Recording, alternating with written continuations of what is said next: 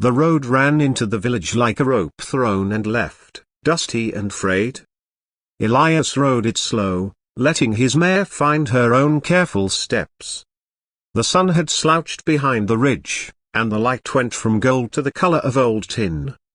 He could smell mesquite smoke and boiled beans, hear a child somewhere laughing and a baby crying. He had been riding 3 days without a word to anyone, and he meant to pass through without speaking, but the well in the square caught his eye, a circle of stone, a drinking place here and a woman standing there, thin as a fence post, coiling the rope with both hands. She glanced at him once and then away, the way people do who have learned not to ask. He slid from the saddle and tipped his hat, then led the mare to the trough. The woman's skirt was faded from washing, her blouse was mended in neat stitches. But her hands were strong and sure, and when she pulled the bucket up it rose smooth, no splashing. The water line was low. "Long ride?" she asked, without looking. "Long enough," he said. "Road keeps looking the same." She nodded, as if this were a thing she understood better than he did. "Here everything looks the same too," she said, and smiled a little. "It's harder to leave that way." A boy came running over, bare feet thumping, shirt handed down twice over and still too big. He hovered near the woman without hiding behind her, and Elias noticed the boy had the same narrow face and the same dark, steady eyes. "Toma," the woman said, easing the bucket to the lip, "tell Mari to keep the door shut. Don't let smoke out." The boy took the pail she held out and ran toward the low houses. The woman straightened, wiped her hands on her skirt, and when she saw Elias still watching, she lifted one shoulder. "Wind eats everything," she said. "Water, smoke, roofs if we let it." The square was quiet except for a thin dog scratching at fleas. "I'm Rosa," she added, as if deciding it wouldn't hurt to give him her name. "Elias," he said. He meant to thank her for the water and keep moving, but his mare had leaned into the trough like a sinner into a sermon, and Elias didn't have it in him to yank her away. He led her aside and waited. From the cantina doorway, men watched him with the same dry, measuring look as the mountain. One of them, a thin man with a starched hat and a ledger under his arm, came out and crossed the square toward the well. Rosa picked up the rope again, and the line around her mouth tightened. "Don't be late, Rosa," the man said, smiling without warmth. "Sun goes, I come back. You know the terms." Elias made a point of checking his cinch so he wouldn't have to look at the man's grin. "You brought them terms yourself," Rosa said. "I only brought my work." The man tapped the ledger with a fingernail. "Work don't fill columns," he said, and went away. "Debt?" Elias asked when the man was out of earshot. Rosa looked at him, maybe surprised he didn't pretend he hadn't heard. "They call it a debt," she said. "It's the money I owed when Nacho got sick, plus what he took to bury. Then interest. And then more interest, because time keeps walking." She glanced toward her doorway, where smoke curled from a stovepipe, thin as a string. "I sell herbs. I mend. I weave when the loom behaves. The days are long, but the numbers are longer." She waited a heartbeat, then added, "I don't tell you for a handout." Elias nodded. "I didn't offer one," he said, and for the first time her smile reached all the way up. Inside the cantina, people spoke low, and a guitar lay on the bench like a sleeping dog. Elias took a beer and the corner table and listened. Don Camacho's foreman, Vidal, was the ledger man's name. He kept the rancher's stock in line and the villagers' payments in line, and nobody could say where the first job ended and the second began. There was talk of a dun horse running the arroyo, too wild to halter, too pretty to ignore, with a black stripe down his back and hooves like cups. The butcher said he'd pay good money for goat if someone could catch the feral ones snatching the corn tassels. Men laughed, Women rolled their eyes, and the guitar player finally woke and plucked something melancholy. Elias drank and kept his own company. He left at dusk and slept under the old fig tree on the edge of the square, where the ground had a memory of shade. The wind brought him dreams he was tired of, the kind where a name you once knew, his brother's, his mother's, is spoken from a doorway you never find. Morning tasted like ash. He stood and found Rosa on her roof, relashing a line that had torn. Her boy stood on the ground, tossing up pieces of tin like fish. "Hold it steady," Rosa called, and then jumped when Elias's shadow fell across the corner. "Roof looks like a bad card trick," he said. "I got an extra pair of hands." She opened her mouth, closed it, and then scooted over so he could climb. The tin cut his palm once, and his rope burnt his fingers, and all of it felt better than the inside of his head, so he laughed when the wind grabbed the sheet and made it ring. It was almost noon by the time they had it lashed. Rosa brought out tortillas, bins with chili, and a jar of prickly pear jam with the seeds still in. "I can pay you in food and kindness," she said. "The other thing you won't take." Elias shrugged. "You already paid me." "My mare looked at your well like a blessing."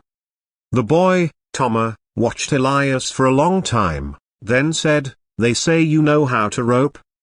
Elias glanced toward the arroyo. "People say a lot." Rosa tied her hair back with a strip of red cloth.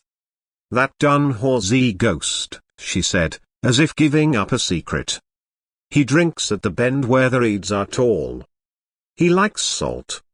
If a man were to catch him by noon and ride him by evening, he could fetch coin enough. Maybe two problems could meet and argue it out."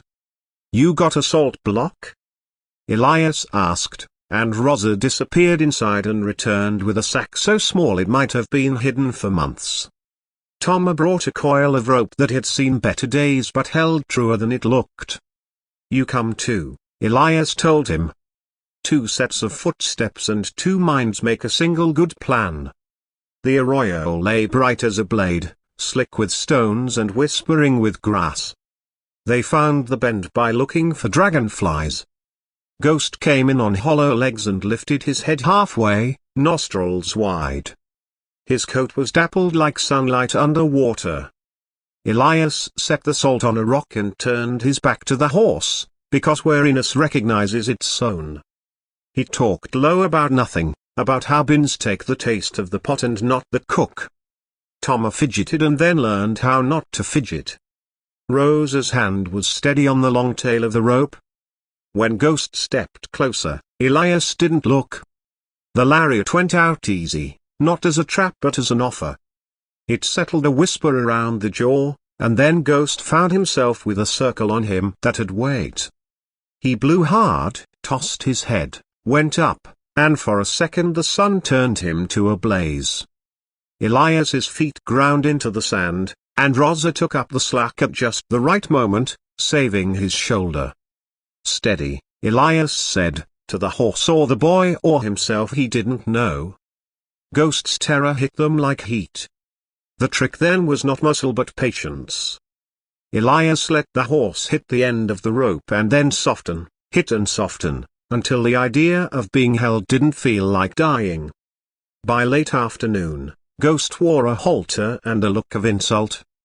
Elias threw a saddle he didn't own over that wild back, and with a breath like prayer he swung up and stayed there when the world kicked. For 10 heartbeats he saw sky and stones and Rosa's face in slices. Then the horse tired of losing to air and decided to lose to ground instead, and suddenly they were moving together, not pretty but honest. When Elias slid down, his legs trembled and his mouth tasted like blood and laughter. "He rides," Thomas said, reverent. Rosa had tears she wouldn't let go.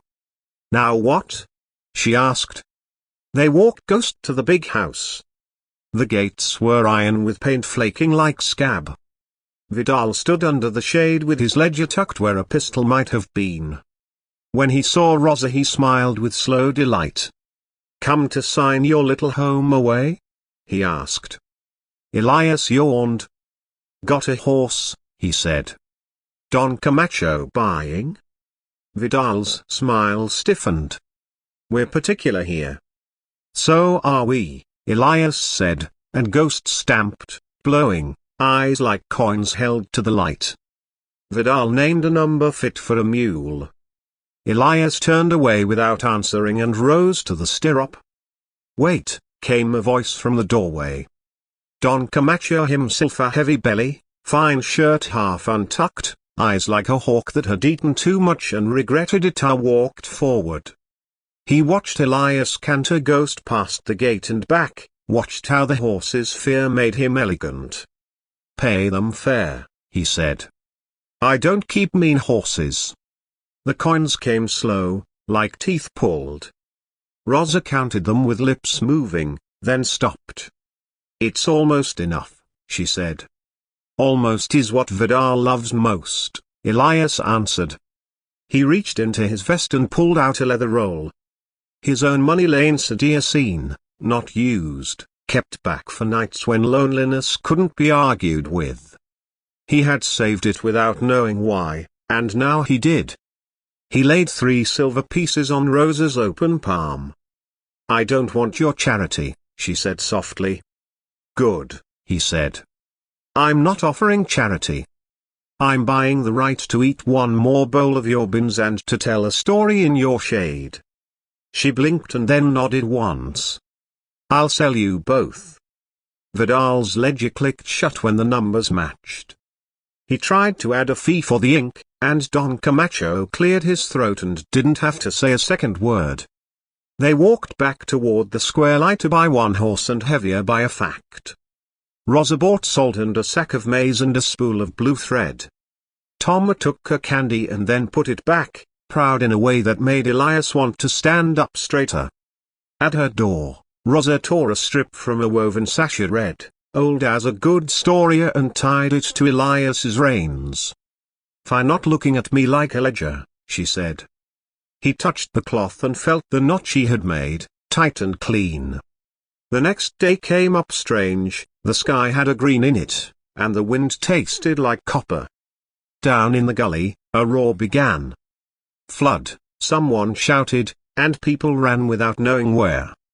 The footbridge that held the village to its fields shuddered. Rosa's door flew open and she tied her hair back, grabbed 2 coils of rope, and shoved one into Elias's hands as if this had always been the plan. "You take the far post," she said.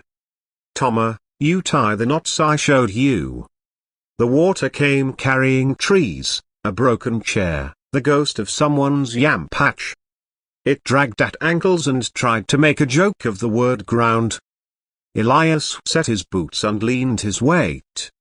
Rosa braced against the other post, her skirt plastered to her legs, rope burning into her palms. Neighbors came, then more neighbors, and soon the bridge didn't stand because it was wooden rope but because people were standing. They passed stones, they crisscrossed lines, they shouted and laughed and cursed in the way living things do when they refuse to be erased. The flood shouldered past as if it had a train to catch. When it went, it left a smell like raw earth and wet iron. Rosa sat on the ground and let her head fall back. Elias dropped beside her, chest heaving. Toma ran in crazy circles until he learned what his legs were for again. "I like your plan," Elias said finally. Rosa didn't open her eyes. "I knew you would," she said. That night they ate outside because everything smelled like water and lightning. Someone brought a guitar that did not sleep. Children chased fireflies. Vidal paced the edge of the square and didn't come near the light. Around midnight a shout rose up, and tongues of fire licked from the corner of Rosa's roof, mean and sudden. Elias was moving before he knew it, and so were 2 neighbors with buckets. Rosa flung a wet blanket over the flame and beat it like a rug. The fire huffed and died, embarrassed. A small man with an ordinary face tried to slip away from the shadow of the house, and Elias caught him by the sleeve. "Tell Vidal he forgot the part where wood gets wet in a flood," he said. The man stammered and yanked away and ran. Don Camacho came at first light with gunmen because that's what men like him know how to bring. He saw the char on Rosa's roof and the black watermarks on her door and the way the village stood closer together than it had the day before, and he sent the gunman away. Then he sent Vidal away, too, not with coin or thanks.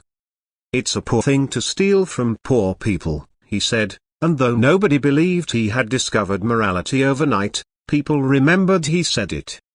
He offered Elias a job riding herd and Rosa a better price for her weaving. Rosa said yes to one and maybe to the other. Elias said he'd think on it. He thought on it for 2 days while he fixed a corral and watched Tomo learn how not to let a knot slip. He thought on it when he slept and both his old dreams came back and the new ones elbowed in. Rosa did her work and did not ask. On the morning he chose like a man who has learned that saying goodbye is a kind of staying. He saddled his mare while the village yawned. Rosa brought him a small bundle of 4 tortillas wrapped in a clean cloth, a wedge of cheese, a sprig of epazote because she said it kept away headaches and maybe regret. "I could have done it," she said, not boasting. "I could have found some other way." Elias nodded. "I know.